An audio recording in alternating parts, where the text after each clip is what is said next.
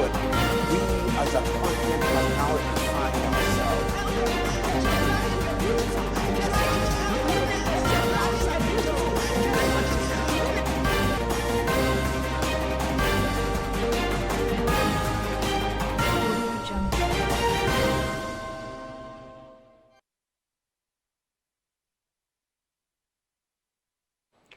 In the news, 7 years after Chibok abduction, presidency still raises hope for freedom of abductees. Congo politics, President Sassou Nguesso to be sworn in for fourth term on Friday. U.S. financial institutions bidding to restrict U.S. banks from Russian sovereign debt. CPI, inflation rises to 18.17% in Nigeria. And on sports, National Sports Festival, Delta to host next edition. Details shortly.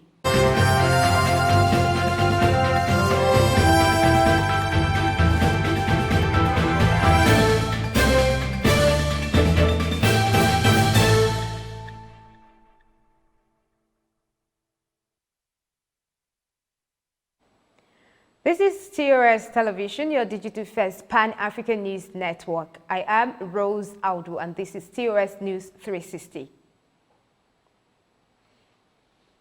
President Muhammadu Buhari has said there is hope for the release of the remaining Chibok schoolgirls. A statement by the Senior Special Assistant to the President on Media and Publicity, Malan Garba Shehu. The presidency said the girls had not been forgotten. He said government was as concerned as the parents and other loved ones of the victims, and appealed for support, understanding, as well as prayers for the military to succeed in the ongoing campaigns to crush the terrorists. Acting Inspector General of Police Alkali Baba has asked for the disbandment of the IGP monitoring satellite offices in Lagos and Port Harcourt over. He disclosed this at his first meeting with Command Police Commissioners and Zonal AIGs in Abuja on Thursday. Baba said the IGP monitoring units will be reorganized due to complaints of harassment and operating beyond their briefs by Nigerians. The development is coming 24 hours after the Police Service Commission asked the IGP to check the proliferation of police investigating units. A coalition of civil society organizations have expressed worry over the lackadaisical attitude of the 9th Assembly to pass a new electoral act, which has been on the floor of the Senate for almost a decade. The CSOs who spoke during a press conference in Abuja also called out the ruling All Progressives Congress, APC, and the People's Democratic Party, PDP, as well as smaller parties and political stakeholders for their nonchalant attitude towards the passage of the bill. The group, however, added that it will not hesitate to commence a picketing of the National Assembly after the Ramadan exercise if their demands are not met. We are worried that the 9th National Assembly appears unperturbed about passing a bill that could give them lasting legacies and etch their names and session in gold. It is also troubling that the ruling APC and the main opposition, PDP, are less concerned about electoral reforms. Equally disheartening is the nonchalant attitude of the smaller parties and political stakeholders to the passage of a new electoral act. They always prefer to lament without any coordinated response or action. Government must be careful to boost the confidence of the people in their ability to give us good laws that can deliver credible elections. It's important that the government boost the confidence of the public, both in INEC and in the government, so that the public would have trust in the ability of the Commission to deliver credible elections. Why is National Assembly delaying the passage of this electoral act? Do they want Nigerians to continue to die every time we conduct elections? Do they want our country to continue to be embarrassed when foreigners come and observe our elections like we are children, that we cannot choose our own leaders ourselves? Do they want us to continue in this pattern of electoral malpractice that ensures that the will of the people will then be decided by people who are individuals sitting in courts. Does the National Assembly, under the leadership of Dr. Ahmad Lawan, want us as Nigerians to continue to live in this country where we do not have hope that leaders that we elect will do the things that we want? No fewer than 100,000 people from Damasak community in Borno State have fled into neighboring Niger Republic on Wednesday following incessant attack by Boko Haram. It was also learned that hundreds of houses of the civilians, their shops and government buildings, including police divisional headquarters, have been burnt to ashes by the fighters. Wednesday's attack on Damasak headquarters of Mobile local government area made it the 6th time in the last 2 weeks. And Governor of Edo State, Godwin Obaseki, has criticized the Minister of Finance, Budget and National Planning, Zainab Ahmed, for denying that the federal government printed 60 billion naira in March to support allocation to states. The governor, who accused the federal government of monetary rascality, also tackled the finance minister for denying the unpleasant truth. Obaseki said this while reacting to the denial by Zainab that his claim on federal government printing of 60 billion naira was untrue. He said, rather than play the ostrich, we urge the government to take urgent steps to end the current monetary rascality so as to prevent the prevailing economic challenge from degenerating further. We believe it is imperative to approach the Nigerian project with all sense of responsibility and commitment and not play to the gallery, because ultimately time shall be the judge of us all. A factional leader of the People's Democratic Party in Ekiti State, Senator Abiodun Olujimi, said moves to reconcile diverse groups and consolidate on the outcome of the Southwest Congress of the party will start this week. Reacting to the outcome of the Congress held in Osogbo, capital city of Osun, the senator said the outcome meant unity of the party at the zonal and state levels, while saying the Congress has demonstrated the readiness of all stakeholders to bury their hatches and embrace peace. She advised the former governor, Ayodele Fayose, to uphold the promise he made at the Congress to sheath his sword and work for the success of the party. This is the Digital First Pan-African News Network, TOS Television. You're watching TOS News 360. More stories after the break.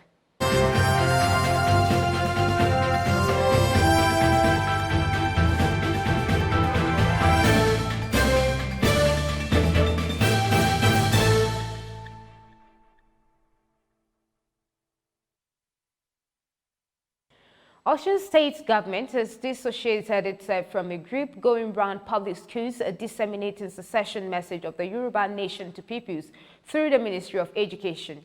The state government has suspended principals of the 3 schools who allowed the group into the premises to speak with the pupils. Reacting to the viral video, which showed the group talking to the pupils about the plan of the Yoruba nation to secede from Nigeria, Education Commissioner Folorunsho Bamisheyemi said the governor Adegboyega Oyetola administration was not aware and never gave consent to the body to speak with public school pupils. The House of Representatives Committee on Judiciary has supported judicial financial autonomy. The chairman of the committee, Representative Luke Onufiak, made this known during a meeting with the Judiciary Staff Union of Nigeria in Abuja.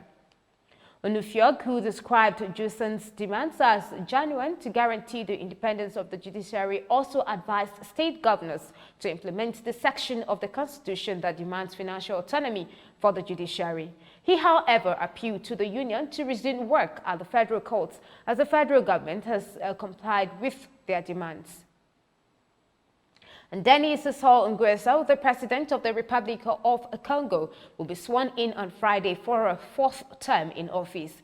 The 77-year-old president, who has been in office for a period of 36 years and served as president of the Republic of Congo from 1979 to 1992 and from 1997 to date, was re-elected in March with 88.57% of the vote. He will therefore serve as the country's head until 2026.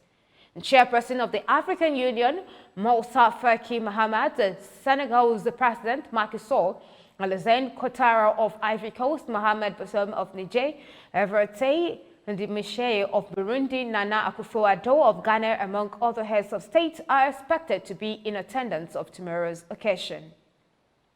And the Republic of Madagascar has postponed the reopening of schools previously scheduled for next week Monday due to an increase in coronavirus cases.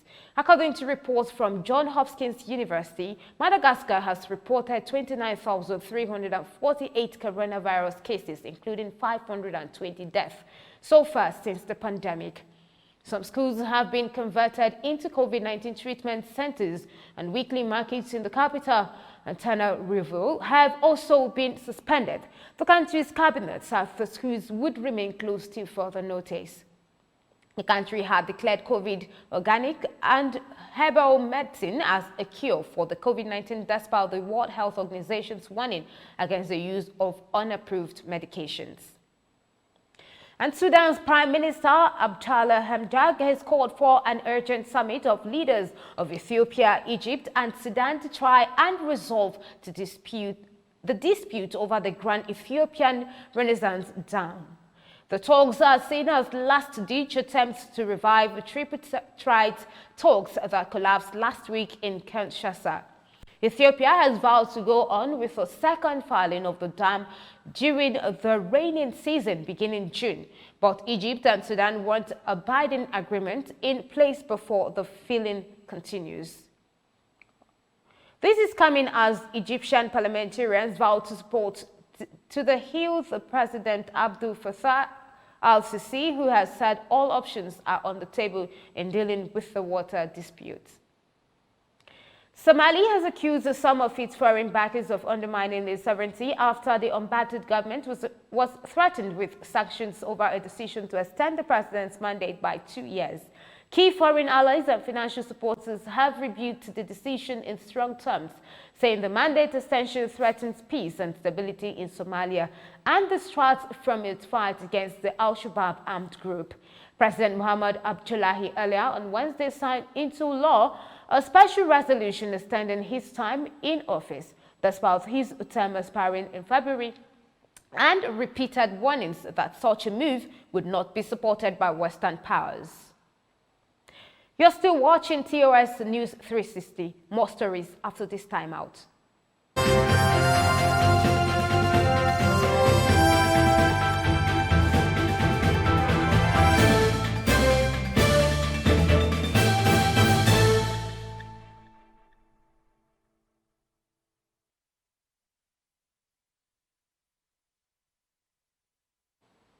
Welcome back. A senior officer in Biden's administration has said the president will issue an executive order on Thursday to authorize the U.S. government to sanction any sector of the Russian economy and will use it to restrict Russia's ability to issue sovereign debt to punish Moscow for interfering in the 2020 U.S. election. The officials who spoke on condition of anonymity said Biden would bar U.S. financial institutions from taking part in the primary market for ruble-denominated Russian sovereign bonds from June 14. U.S. banks have also been barred from taking part in the primary market for non-ruble sovereign bonds since 2019. The latest step is part of a wider array of sanctions the White House plans to announce on Thursday to make Russia pay a price for malign actions such as election interference, cyber hacking, the use of chemical weapons, and report that it offered Taliban militants bounties to kill U.S. soldiers in Afghanistan. And Chinese Ministry of Public Safety on Thursday has said China is one of the safest countries in the world, with people's sense of security reaching as high as 98.4% in 2020 and over 83.6% of the population satisfied with the current public security situation. Li Guozhan, the spokesperson of MPs, said as of 2020, the total number of criminal cases filed nationwide had dropped for 5 consecutive years and that the number of 8 major criminal cases had dropped for 6 consecutive years. The 8 major criminal cases are intentional homicide, intentional injury to death, explosion, poisoning, arson, robbery, rape, and kidnapping. Reacting to why many people consider China as a safe country, Luo Hongben explained that the reason so many foreigners view China as a safe place is the inclusiveness of Chinese culture, so that when they come to China, they basically don't feel gross cultural hostilities. And US President Joe Biden and German Chancellor Angela Merkel have discussed NATO's military presence in Afghanistan and also agreed to closely coordinate future steps, German government spokesman Stefan Tilbert said on Wednesday. According to Stefan, the Chancellor and the President exchanged views on the situation in Afghanistan and how to proceed with regard to the NATO troop presence, adding that both leaders underlined the importance of close coordination and cooperation as well as continued political commitment for the country. And moving on to business, the National Bureau of Statistics on Thursday released the Consumer Price Index report for March, stating that the country's inflation rate increased by 18.17%. The NBS said the Consumer Price Index, which measures inflation, increased by 0.82% last month, is higher than the 17.33% rate recorded in February. The March figure is the highest since January of 2017, when it rose to 18.72%. It further stated that the food inflation also increased by 1.16% on a yearly basis, from 21.79% in February to 22.95% in March. The CPI report said the urban inflation rate increased by 18.76% year-on-year in March of 2021 from 17.92% recorded in February of 2021, while the rural inflation rate increased by 17.60% in March of 2021 from 16.77% in February of 2021. In March of 2021, food inflation on a year-on-year basis was highest in Kogi, with 29.71%, and Sokoto 27.02% and Ebonyi 26.59%, while Abuja had 20.10%, Kebbi 19.98% and Bauchi 18.61% recorded the lowest rise in year-on-year inflation.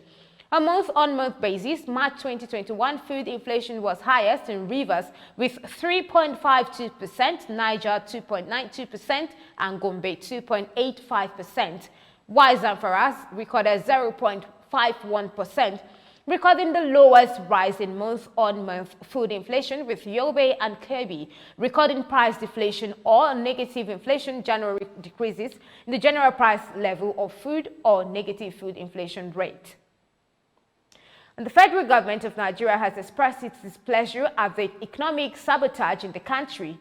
Rauf Aregbesola, the Minister of Interior, said it was important for the government to address the alarming abuse of business permit and expatriate quota by foreigners. According to him, some Asians now hawk vegetables on Nigerian streets, and there are all cases of expatriates who fraudulently come in to work as bricklayers and even painters, while they go as far as acquiring Nigerian citizenship through scam marriages. Intent on stopping foreign domination and stunted development of country, Aregbesola said it is only when we all agree to get things done properly that we can begin the process of restructuring the administration of expatriate quotas. This is your digital first Pan-African News Network, TOS Television. You're still watching News 360. To stay tuned.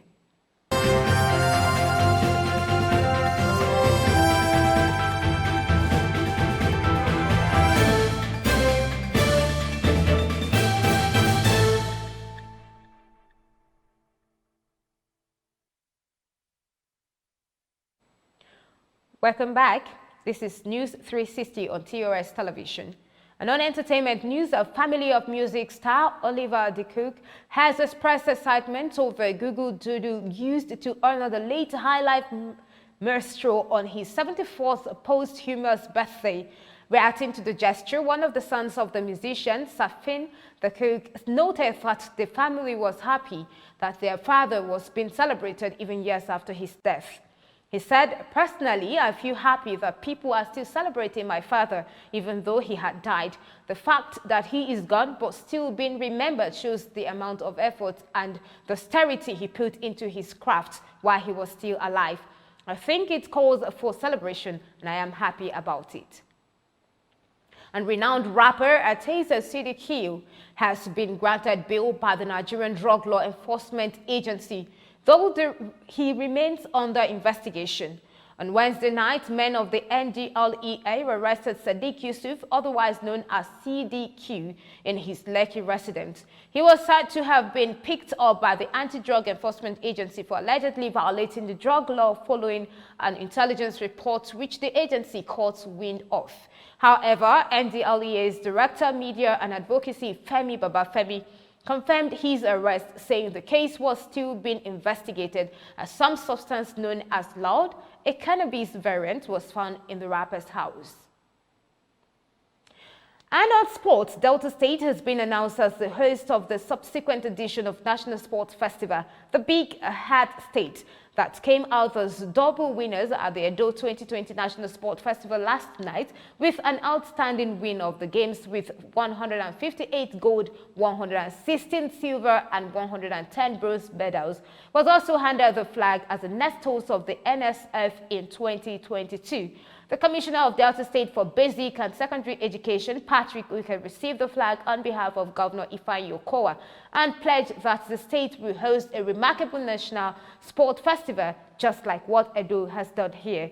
We will welcome you with an open arms. An English Premier League promotion candidate Watford said there is a positive report on Nigerian player Trost Ekong ahead of their trip to Luton Town. Nigeria and Super Eagles assistant captain Ekong got injured and was substituted in the 70th minute of the 2-0 victory against Reading on April 9.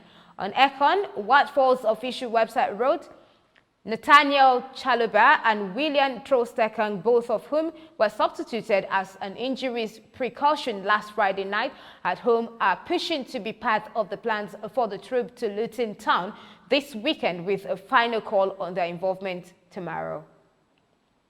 And that is TRS News 360 on your digital first Pan-African News Network.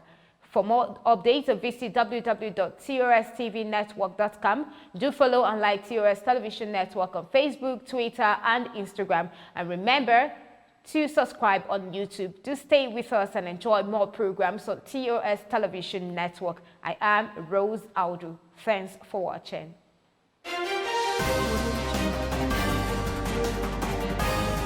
But we as a continent are now